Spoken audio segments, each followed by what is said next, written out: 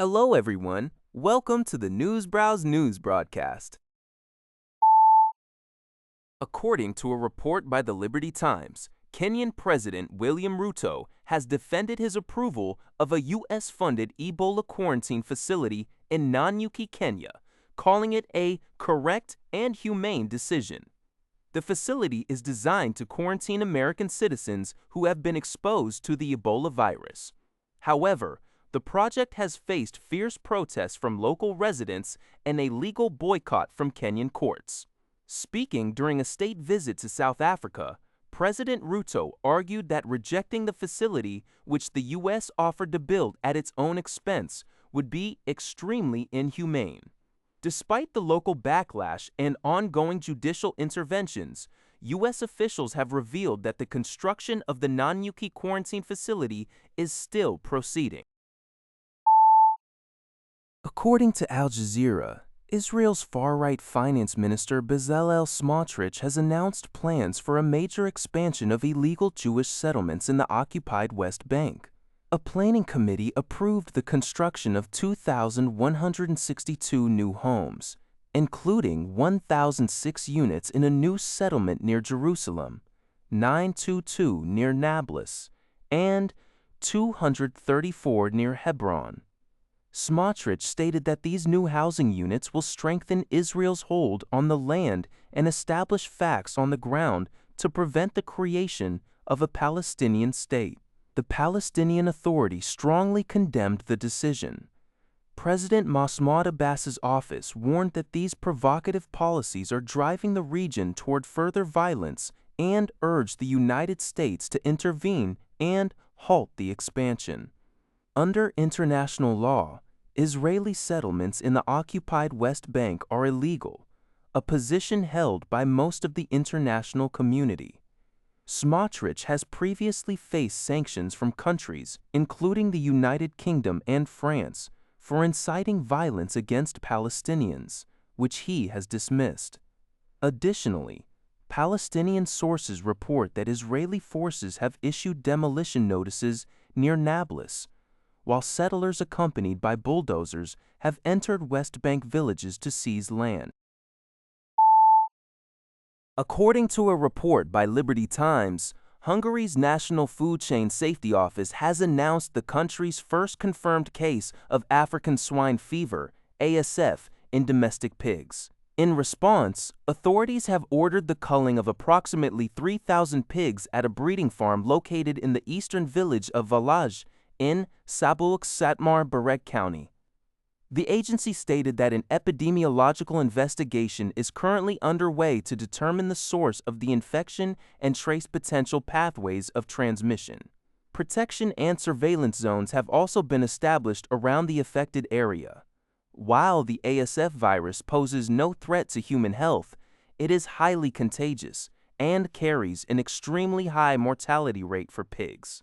This outbreak raises concerns over massive economic losses for Hungary, which possessed an estimated 2.9 million domestic pigs as of late 2025. Over recent years, ASF has spread from Africa across Europe and Asia, leading to the deaths of hundreds of millions of pigs and disrupting global meat markets. Other European nations, including Croatia, Germany, and Italy, have also recently reported cases and carried out similar culling measures. According to TechCrunch, Apple has released its annual update on the App Store ecosystem ahead of its Worldwide Developers Conference, WWDC. The tech giant announced that the App Store facilitated over $1.4 trillion in developer billings and sales in 2025, marking an increase from the $1.3 trillion reported the previous year. Apple highlighted that 90% of this $1.4 trillion total accrued from transactions where developers did not pay any commission to the platform. Out of the total, physical goods and services accounted for $1.1 trillion, while digital goods and services made up $106 $190, while digital goods and services made up $149 billion, which is subject to Apple's 15% to 30% commission. In-app advertising revenue also rose slightly to $151 billion.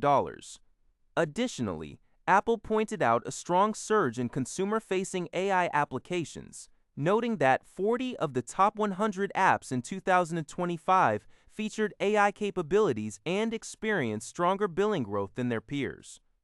Geographically, App Store billings have doubled in China over the last 6 years and tripled in both the US and Europe, primarily driven by sectors like retail, travel, and delivery services.